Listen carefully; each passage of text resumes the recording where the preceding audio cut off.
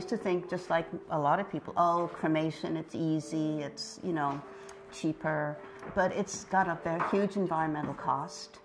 And now that I've contemplated this, it feels much better to me to go back to the ground, dust to dust.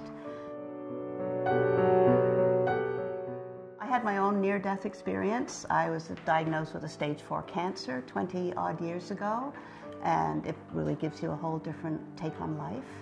As a result, I'm a happier person, and luckily I'm still alive, so for now. But we all have our best before date. In my early 20s, I had a few friends who died tragically, so I thought a lot about it. At a time of life that most 20-year-olds aren't thinking about death, I really thought about what that meant, and I came to this really strong feeling that I wanted to go to the earth and disintegrate and have that energy spread back through the ground. I wanted to be part of that cycle. I didn't want to be entombed or kept. It was really important to me. So even though I'm not near end of life, I could take one of these caskets and use it. They're these beautiful works of art. So I kind of would want to display it before I died and use it to store blankets in at the end of my bed or do something else. It looks like a big woven trunk. So that's my personal preference, is to use it first and then be buried in it.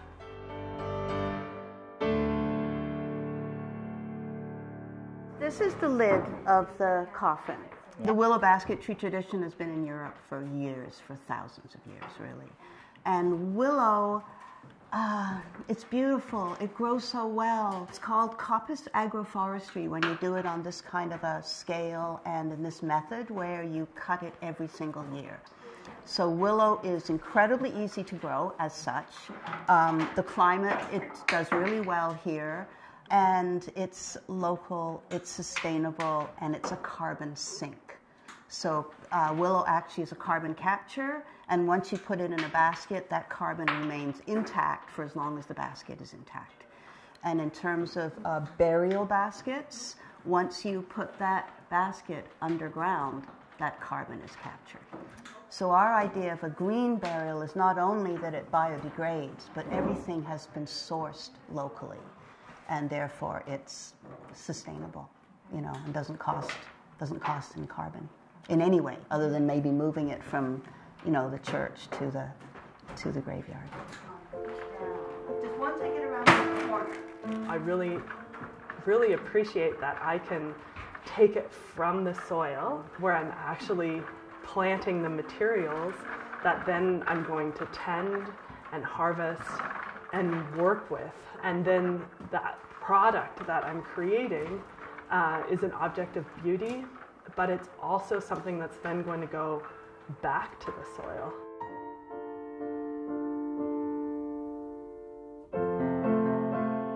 People are just enthralled with what we're doing. It's a really beautiful concept. I think people look potentially at dying a little different when they can imagine themselves in these beautiful containers. I like to think it makes death a little less onerous and scary. Just makes it a little more comforting. That's kind of what our idea is, to have it be a more comforting idea for people.